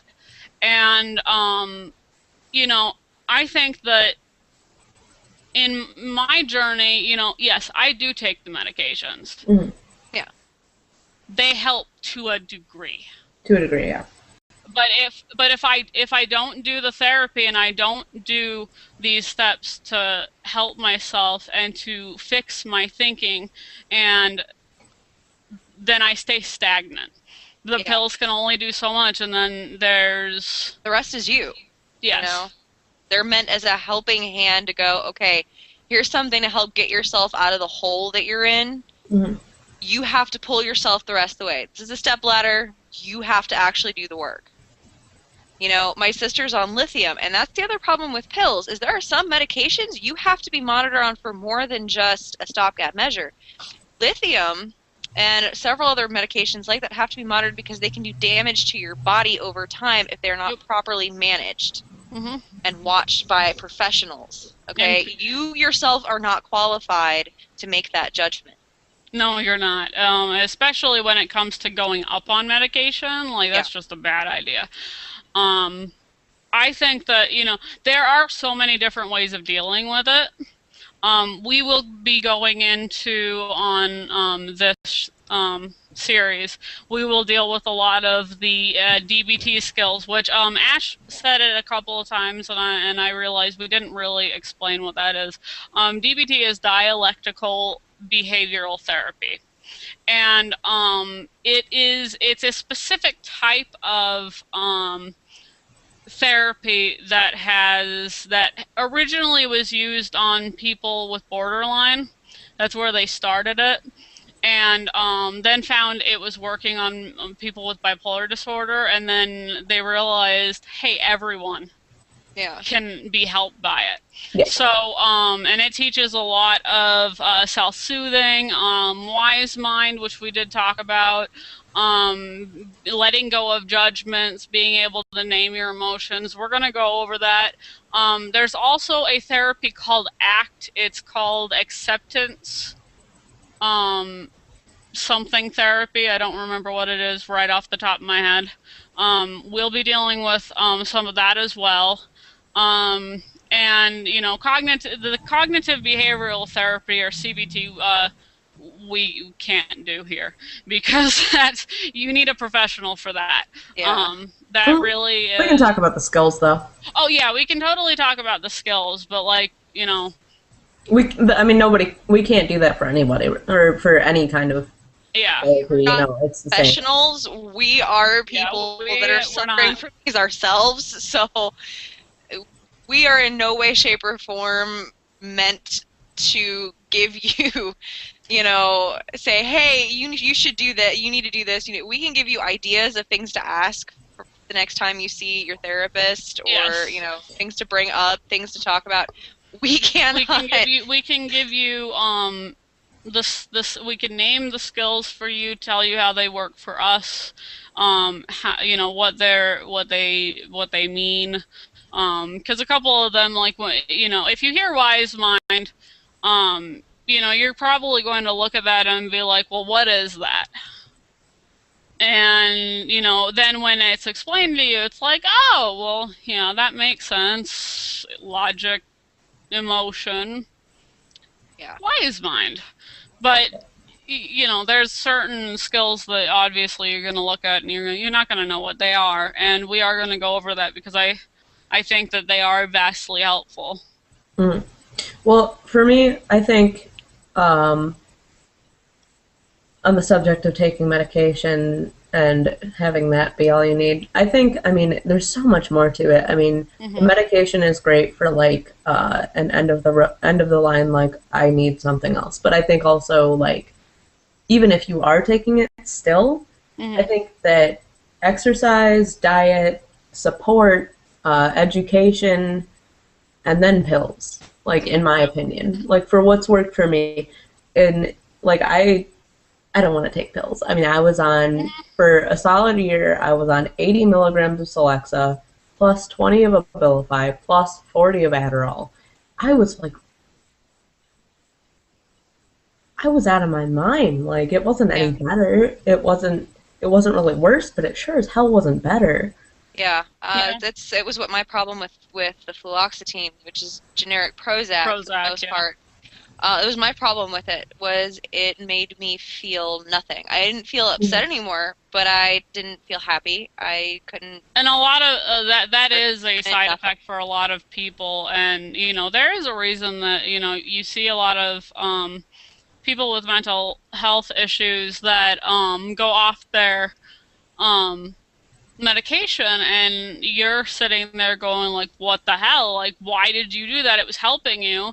And it's because of side effects like that people are run away from it. I think what Ash is doing works for her. I think what Ellie is doing works for her. I think what I am doing works for me. Everyone's going to be different, and all of those choices are a possibility. It just depends on you. I need the medication. I do have I have the chemical problems in the brain. And like, my husband is ADD, he's ADHD. Right. Like, severe Yeah. ADHD, like, oh my god. That kid should be hanging off the ceiling by his toes by now. Yeah, and he needs his medication in Right. order to be able to function throughout the day at work and whatnot. But I still think that all of those other things contribute to quality of life anyway, just like DBT. Like, it's... Yes. Mm. Yeah. It's a way to work through your problems, not solve them. And that, as I said, is going to be its own episode. And we're going to deal with anger and what that means, and how to deal with anger, whether it's to someone that's still alive, whether it's to someone who is gone, whether you can express that anger to them or it's just not going to help. We're going to go over skills. We'll talk about medications, what's worked for us, what hasn't, and why. And as I said, I don't have an idea yet for next week. I'm hoping most of the time that, end of the broadcast, I'll be able to say, and next week, we're going to be dealing with this. Right. But I am not prepared. So, I think we need to discuss time limits, too. Yes. Because this is a movie. Yes, I know. The broadcast itself can go for 4 hours, and then it shuts off on its own. Is there a way you can download this to, like, edit it? Yeah, I could probably. I mean, it's very possible to take it off. Like, I don't know. I would say this being a first episode, it's the fact that it's all introductory. This one probably isn't that bad. I would say probably for future ones, maybe like limit it to an hour. Right. Yeah, we could do that. I'm just thinking of that. And I do know a lot of people that do video editing, so I might be able to pull a favor. Well, Ash does a little bit too, so, my husband. But, yeah.